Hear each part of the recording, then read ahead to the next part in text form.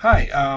In today's marketplace, more and more salon owners are asking me about employee retention strategies and strategies to use to attract new employees to your spa. So I wanted to spend a couple minutes talking about that today.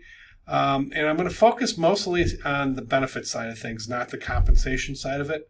Although compensation and bonuses are certainly part of that, and profit sharing plans or a phantom stock option plan are all things that we can talk about, or I can talk about. But today I want to talk about benefits because I just ran into a client that I was talking with them, and we were going through their insurance and kind of more contingency planning, what if something happens planning. And I'm running into this more and more often that people are underinsured, and I wanted to talk about how you could offer benefits to your employees and take a tax write-off for them. So if you're not currently offering health insurance, that's something to look at. I mean, historically, you've had to have at least two people in your group to have a group plan. And for some people, smaller places, or with older employees, group plans were prohibitively expensive. So they were kind of caught between a rock and a hard place, meaning they couldn't go out and offer individual health insurance coverage for their employees. But in 2016, that all changed. Now you can have a qualified small business employer reimbursement arrangement.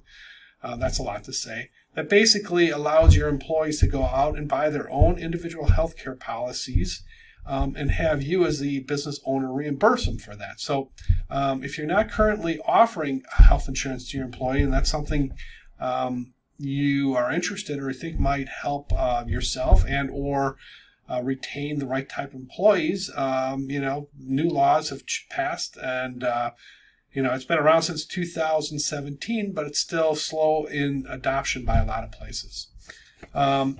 And again, that pretty much is universal, regardless of what type of entity you're in, whether it's a sole prop, a S corp, a C corp, or a partnership.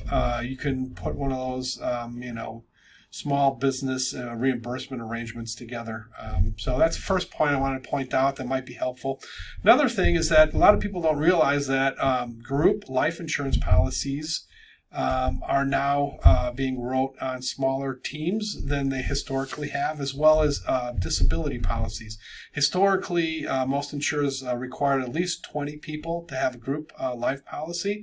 Now they're down to 10. So if you have 10 employees, that's still a lot for some places. But, and people are like, well, life insurance, what does that do? Well, you run into people, I'm out and about and I see fundraisers for people that pass away unexpectedly at a young age. And it's just one of those things that even at a term policy, most people, if you have kids or a family or a partner, it's just prudent. It's penny on the dollar, is well spent.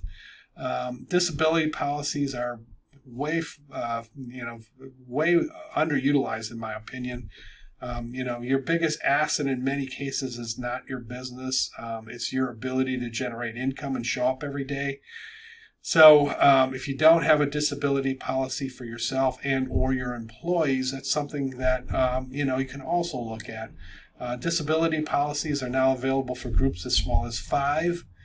And individual policies are available, and group policies are available for short-term and long-term coverage. So a long-term policy would provide income for a longer time period. It might start after 90 days of disability and run until your age of 70. So that's a quality plan in the event that you have something catastrophic happen. I know a lot of people love health insurance and are worried about carrying the right amount.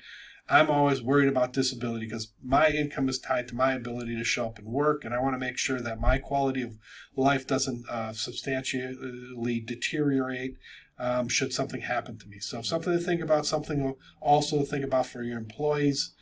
Okay, we talked life, we talked disability, we talked about health. Last one is, a business continuity plan or a business continuation plan. We've had COVID where shut down businesses. We've had power outages in Texas due to extreme heat. We've had earthquakes in California. We've had hurricanes on the East Coast. all natural events that are shutting down businesses, not frequently, but enough that it might be something you want to look into. Those are called BOT policies. Again, as a CFO advisor, I oftentimes play middleman between health insurance advisors and my clients to help them screen through different offerings to make sure that they're getting the most for the dollars they're spent. Something that you might want to talk to your current advisor or CFO about providing, just to go out so you don't have to go out and do all the shopping and comparison. So something to think about. Take care.